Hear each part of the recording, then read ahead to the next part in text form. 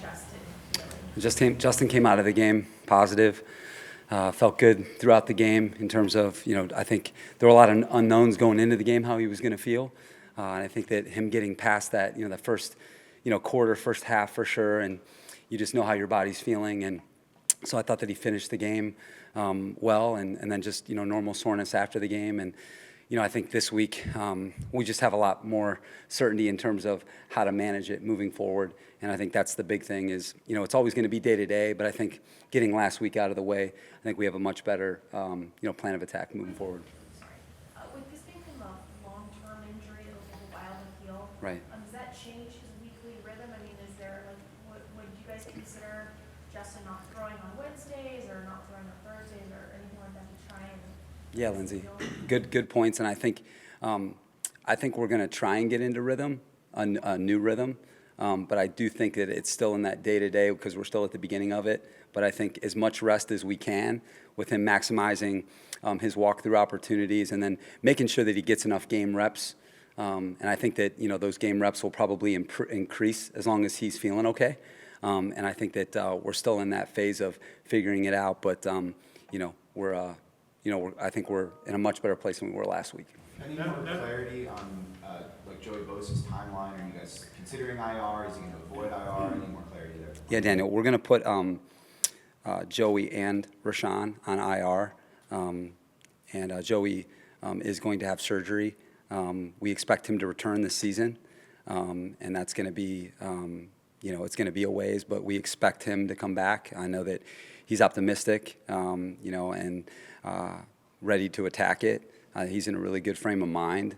It's never easy when you have an injury like that because he was playing so well, but we got good news on that front, that it wouldn't be a season ender, and that, we're going to get him back later in the season. So is it a torn groin? Is that why he needs surgery? That's right. That's correct. And so you are sure he's going to be back this season? Or That's possible he's going to be back this yeah, season? possible, but I mean, barring a setback, I mean, the doctors have given us that indication that he will be able to return at some point, but he is going to be on IR. Like I said, it's he's not returning in the near future.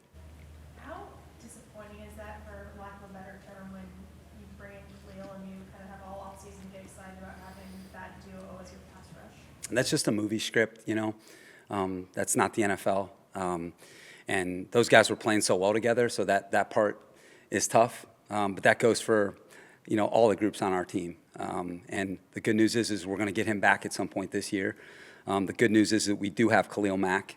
And that's the thing about, building a team is you want to build a team that can withstand, the NFL, because it's part of it. But our team's going to rally together, and, we're going to have to make some adjustments. But, I think we have definitely the guys to make adjustments with. Brandon, how much do you trust Chris Rumpf, who's a second-year player, to step into that role and opposite Khalil Mack? Yeah, Fernando, you were here last year and kind of saw his evolution. And I think for you guys who were here last year, you've seen how much he's improved as a player. And he's ready. He's ready to play on the edge. We're fortunate that we have Kyle Van Noy. That was a big motive for us, bringing Kyle in here to give us that flexibility. But we think that Chris is ready, to be out there. And, I definitely feel confident in those guys. And then, as you guys saw, we made a move. We acquired Derek Tuska, from North Dakota State. He's been with the Broncos and the Steelers. We acquired him to solidify some depth at that position. What do you like about him? Derek? Yes. Played in similar systems. He was in Denver with Vic and a part of that group. Ronaldo, Mike Keystand, Chris Gold were with him. He played special teams at both Denver and Pittsburgh. And, comes from a great program, North Dakota State, the Bison. And so he kind of fits that edge rusher that we're looking for, that type of player, and looking forward to getting him here and, adding him to the group. Is there a chance we see Morgan at edge rusher, just with Joey going out, just in certain packages, like trying to get some more size out there? Yeah, Daniel, I think that kind of like it's been for the first 3 games, he's an option there, but not a primary option. He'll kind of continue in that kind of emergency hybrid, at times playing out there. But fair to say. And then just in terms of the O-line, you said, with Rashawn out, you said on Monday, it's going to be the best 5. Have you guys determined what the best 5 is here heading into this game against Houston? Yeah, I think that we're, what we're trying to do is keep the sides the same, trying to keep continuity, right side, left side. So I think that, we're going to attack this week with Jamari Sawyer going into this game, and how that expresses itself and who's playing where. We're going to determine that, throughout the week. But we're going to make sure that, we go through this game with the plan of Jamari playing on the left side. At left tackle. That's correct. How much did Jamari play at tackle during training camp? Played enough, played a good bit, and that was the position he played in college. And I think for us right now, we feel like that's the best option for us going into this game plan, knowing that we have Storm Norton as a swing guy, and knowing that Trey and Matt have played tackle. But we're going to try and attack this week, heading into the game that way, and we're excited. We're excited about that, And Jamari has done a really good job during training camp. He stayed ready, and he's going to be ready for his opportunity. Do you expect Keenan Allen to be out there this week? He's going to be an individual. I think you'll definitely see him an individual, and then we're going to try and progress him, as the week goes and see where he's at. But I would say he's day-to-day, but you will see him at practice. Coach, how is Isaiah Spiller developing? Is there a chance we see him in the near future? Yeah, Isaiah's doing a good job, and definitely in that category of competing, for a spot, and a lot of it's going to be determined how he does in the kicking game too. Really like what Josh Kelly's given us right now in the kicking game, and he's going to have to beat one of those two out, Sony or Josh, and we're still at the beginning stages. But Isaiah's improving; he's healthy, fully healthy, and competing. Injuries are something you, of course, can't control, but you know they can derail a season. And you've had a lot of them this year. Any concern? I mean, how do you deal with that? We're Making just sure your season continues. Yeah, it gets right? off. Yeah. Yeah, well, it's definitely not going to end right now. So we're going to have to keep playing. And, I think what you're trying to do is build a team that can absorb it. You have to be able to do that in the NFL because no team goes all the way through with their team intact. And every team is, losing premium players. Okay, and I know that the type of players that have been out of the lineup for us so far this season, that they're very high-profile players, but you've seen us play very well without them. You've seen us play very well without them. And now what we're going to have to do when we have some guys that are going to be out for some time, we're going to get some guys back, and that's part of the NFL. When you get your guys back, now you got to get moving. You got to make those adjustments within your team, and then week to week, form an identity, and that's what we're doing so far this week. Just going back to Jamari for a second, he was playing almost exclusively guard during training camp. I know you guys wanted to get a look at him there just because he played left tackle last year. Did he play more at left tackle, like after we weren't allowed in practice in like that week 0 period? Yeah, and he's been training there the whole time. The fact is that, Matt and Jamari have played more guard than tackle, throughout practices. But they've both played tackle. What we feel like the best strategy going into this game is for someone to play his natural position. He's been on the left side in a left-handed stance. That's what he played in 4 years in college.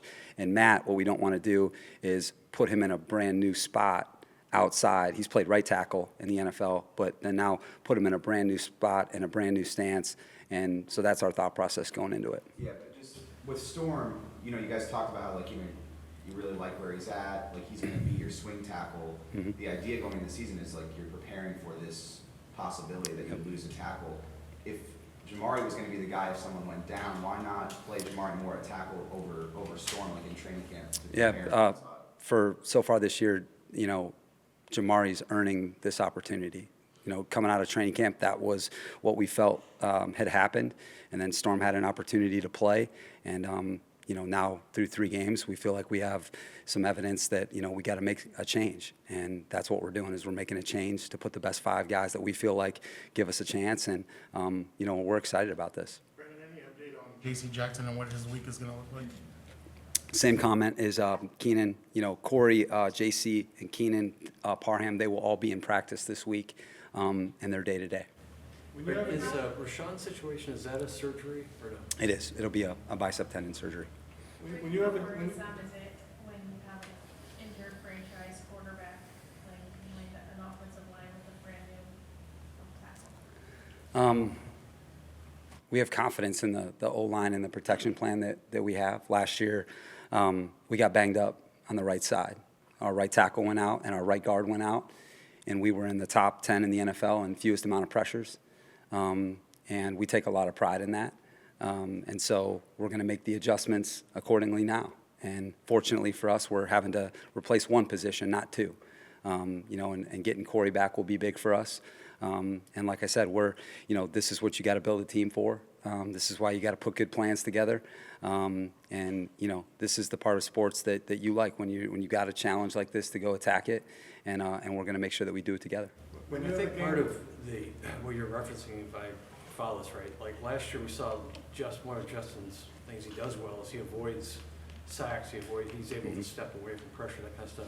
That seems to be compromised now, so will it be more difficult to avoid those pressure situations? No, I mean, he avoided a bunch of pressures on Sunday, if you watch that tape. So Justin's legs are still intact. So he still has his legs underneath him. And that's what you need in order to get away from trouble. And he still has his brain, which helps him too. And so he did a really good job evading pressure against Jacksonville. And again, we need to make sure that we get off to a better start so we're not facing some of the situations that we faced in the game. But as it relates to him avoiding pressure, there's nothing within his game that's going to prohibit from doing that. And it's with him, if you've talked to him, does he feel better? I mean, is it like improving from last week? Yeah, just I think the thing going into last week, there's just a lot of unknowns because this had never happened before. He never had to practice like that, never had to prepare like that, where he's not taking all the reps. And then you go before the game, you don't know exactly how you're going to feel, how you're going to respond. So I think there were a lot of first-time stuff going on for him. Now I think that he has a much better sense of how he's going to feel and how it's going to feel during the game. And so prepare better, and then now he can go into the game and play better because he's aware of how it's going to feel. Did you sense that from him on Sunday, that it was first maybe quarter and a half, there was just a little bit of hesitancy as he was trying to feel sort of how the ribs felt, and that he kind of found a rhythm there later in the game as he sort of maybe got more comfortable with what he was feeling out there? Yeah, I mean, I think you'd have to ask Justin specifically how he was feeling. I'm not going to speak for him, but I know that in observing him throughout the week and during the game, it's natural to feel your way through the beginning of something that you've never felt before. So I think that was just natural, and I thought he handled himself really well in the game. When you have a game like you had last Sunday, is your style to quickly move forward, or do you find more value in rehashing and looking back? Yeah, I mean, I think you have to attack what happened. I mean, you need to learn from it. And we're at the point of the season, because it's at the beginning, where there's still a lot to learn. And, I think that, we did that the game after. We always do that, unless it's like some type of super, super short week, which we'll still go over it, but it has to happen faster. But, anytime you go into a major competition, you want to learn whether it went well, whether it didn't, or it's someplace in the middle. And I think sometimes what you find is after a game like that there's more that you'll like than how you felt after the game. There's going to be more that you liked about the game than you expect. And then the stuff that you didn't like, you can make those obvious corrections, and then you can get together with your teammates, your coaching staff, your organization, and then you make those changes. But, every time you go out in the NFL is an opportunity to learn. And then once you do, you got to get past it. And that's what we're doing, is that one's behind us. Now we're, facing the Houston Texans, and today is all about Houston, and we're ready to do that.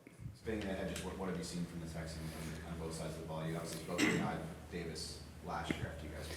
Yeah, I think there's a reason why they, have stayed with him. They very easily could have drafted someone or, tried to trade or acquire someone in free agency. They definitely could have done that. And I think that you're seeing why. I think he's a quality player. I felt that way last year. He played very well against us last year.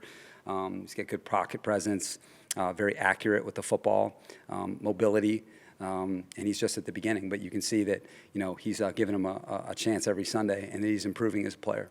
If I'm not mistaken, you ran Derek Stingley through his LSU Pro Day. What did you like about him, and what did you notice from him, and what have you seen so far from him on film? Yeah, he's an outstanding prospect, very complete corner, man-to-man, cover ability, bump off in the slot, ball judge deep, outstanding ball judge deep, instincts, open field tackling. You know, you saw him cover a lot of the premier receivers in the game and then on his own team. So outstanding prospect. I think he's off to a good start. You know, they're having him travel with, you know, the premier guys. And so they clearly have the confidence in him to do that as a rookie. And, you know, I enjoyed scouting him. Good player.